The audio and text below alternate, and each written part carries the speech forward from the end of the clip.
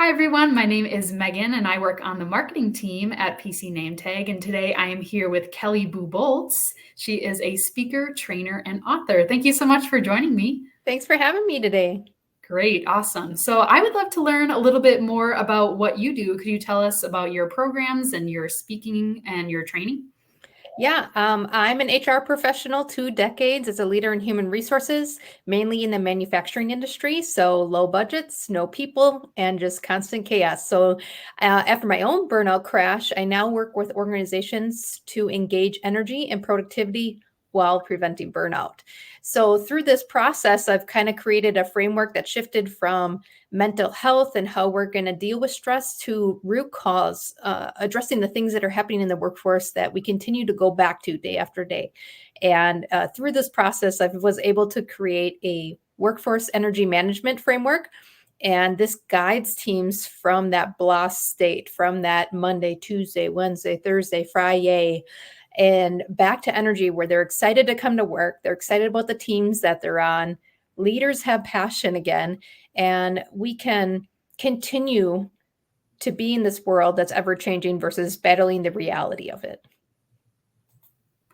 One thing that you taught me recently is this concept of workforce energy management. And I thought that was really interesting. So I thought we could talk about it a little bit today. And it's definitely something that applies to my event planners at PC NameTag. So I was wondering if you could tell me a little bit more about what workforce energy management is.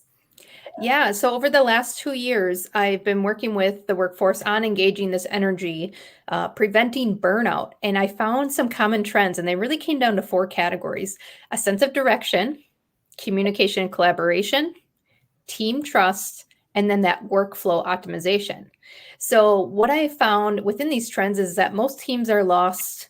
They're trying to apply traditional methods with a modern day workforce, and then again in an ever changing world. So, one day when I was hiking, I'm using my compass and I looked down and I said, "This is it.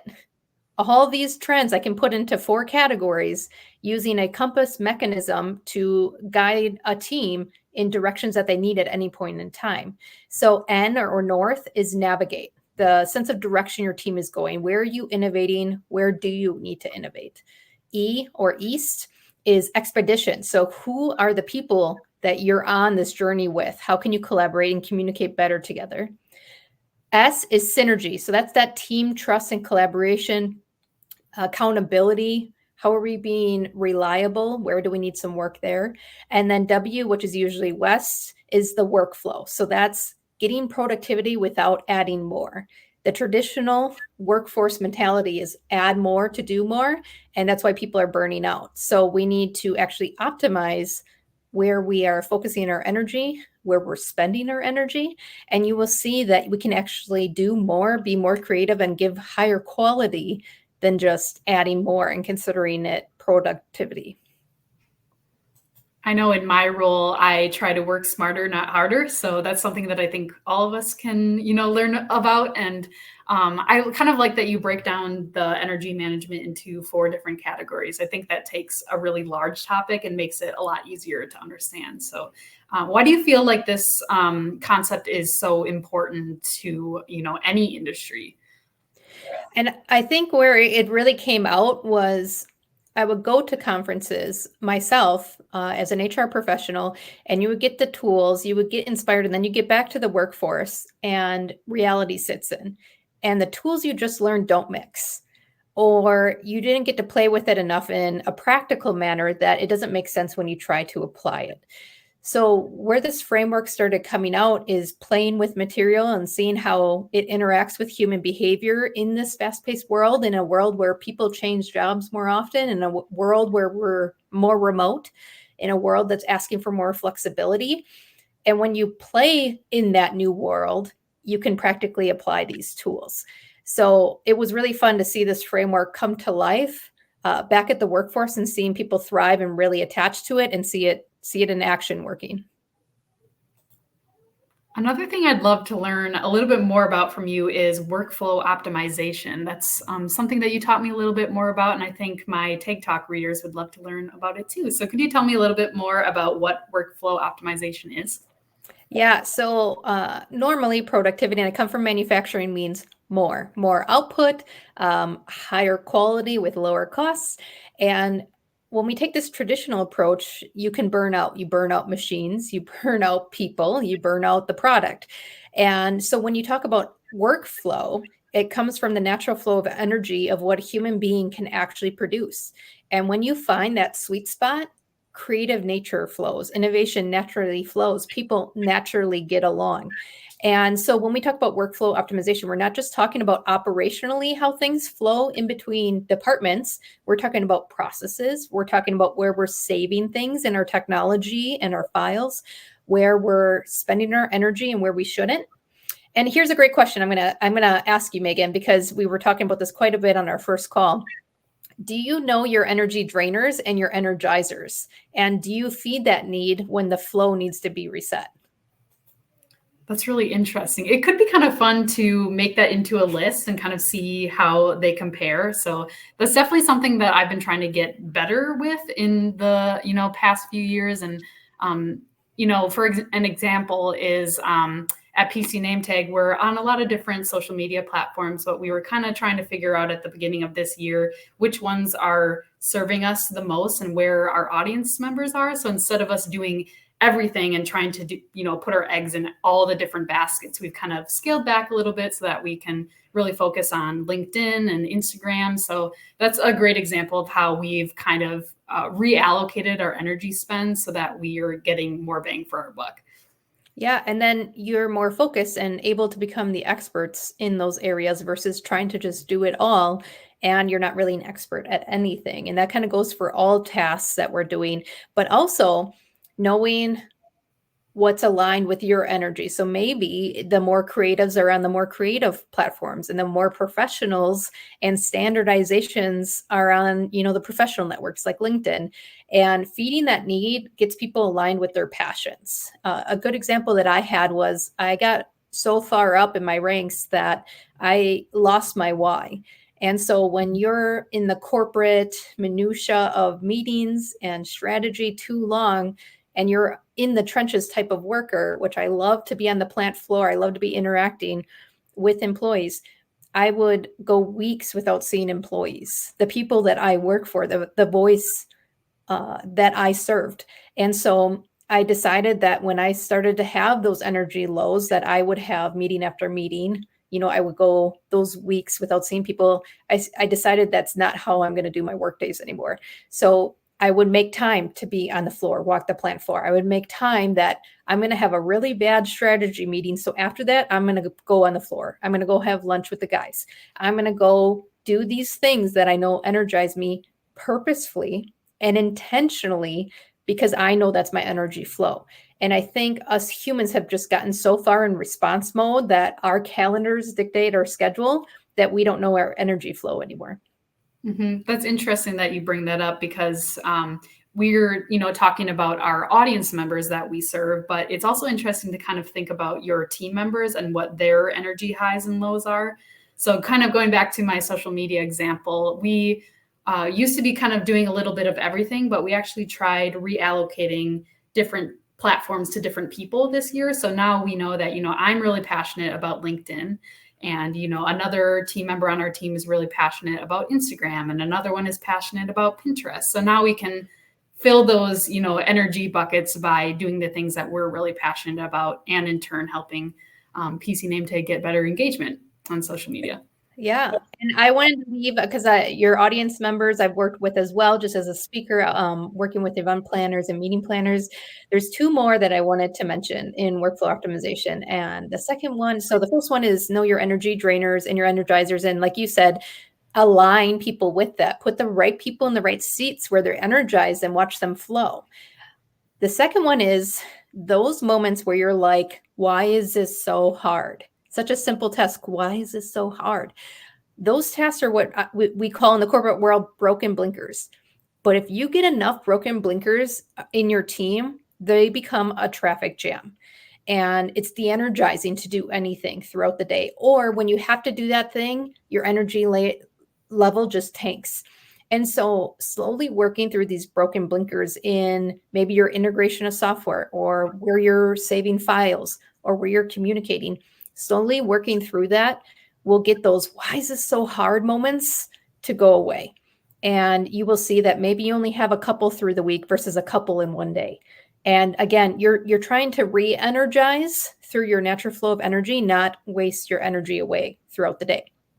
And then the third one I wanted to mention is your workday flow. If you know you have a difficult task to do, don't schedule your maybe client meeting right after it. Or if you know that you have this very difficult meeting at 3 p.m., don't overload your day in the beginning, because that 3 o'clock meeting is going to be even worse. And then you drag that home. So knowing what your workday looks like and the things that do drain you and energize you will kind of predict where you need to lay out your resets, where you need to lay out your other meetings. If you have a difficult strategy meeting and then you want to have a brainstorming creative meeting right after, it's just not going to work.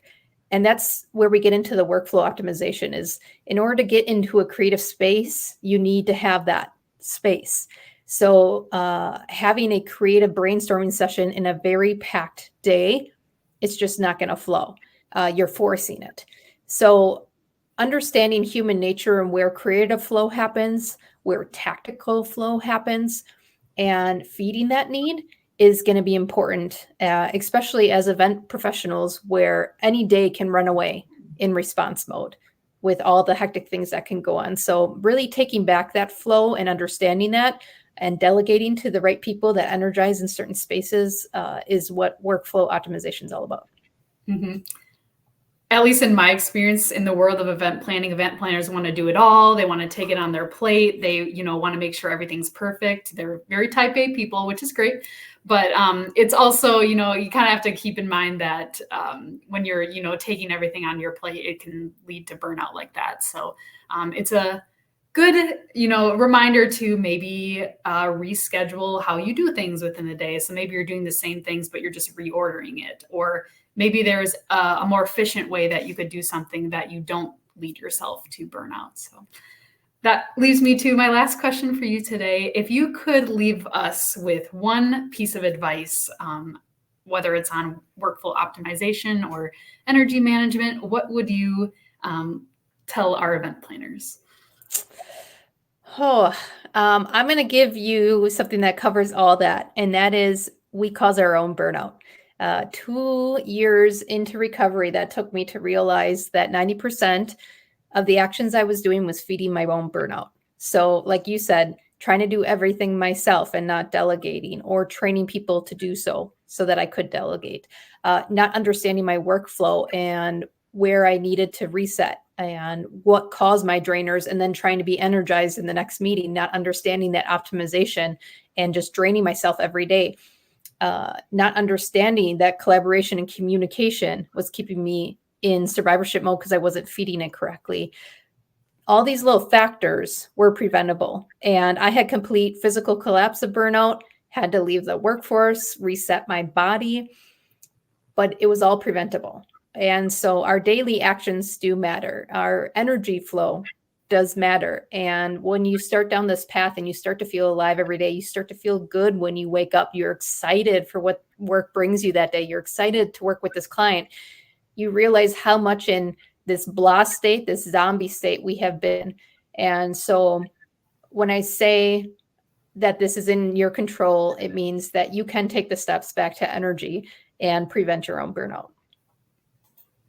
Another tip that I would add to yours is, at least I found this useful, is to treat your, self-care activities throughout the day as something that you schedule into your day. So it's kind of something that you shouldn't give up on yourself. Make sure that you're doing it, because it's just as important as anything else on your plate, is making sure that you are ready to step up to the plate and you feel good and excited and energized to do all those things. So that's worked really well for me. I, for example, at night, instead of scrolling on my phone, I'll make sure that I'm doing some reading instead, or over my lunch break, I'll go take a walk. So that's how I hold myself accountable to making sure that I, refill my energy bucket and, I'm feeling good to take on the day. Yeah. And thank you for sharing that. And for those people pleasers that have a hard time holding themselves accountable, right? The day gets busy, suddenly you skip lunch. And then at the end of the night, you don't want to do anything. So then you scroll. Exactly what you're talking about, Megan. it's a good thing to share with your team or the event group that you're with, that I can't serve you and I can't serve this client and I can't keep going with this event if I don't reset myself and take care of myself. So please don't schedule meetings over lunch. And if you see me discounting my lunch, remind me, Kelly, you need to do this. You got to be here for us. Let's take your lunch. And sometimes that outside accountability, when it comes from, love and support, is all that the people pleasers need of the world, is that you're right. I need to do this because otherwise a barrel rolls.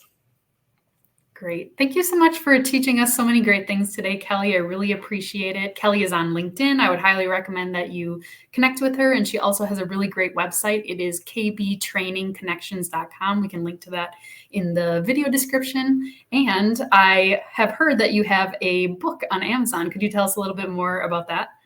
Yeah, so that's my burnout guidebook, and it has over 40 tools and techniques and tips on how to get out of burnout and the little steps you can take, both on physical, emotional, the cognitive load, and then relationship wise, where you can navigate out of the darkness and back to this energy through my own story, my own trials and errors. So that is available on Amazon. And then I also bring it to events and do book signing. Great. What questions do you have on energy management or workflow optimization? We would love to get back to you on those and give us our insights. So if you have any questions you want to ask us, make sure you leave those in the comments and we will get back to you. So thank you so much, Kelly. I really appreciate your time. Yeah, thanks for having me.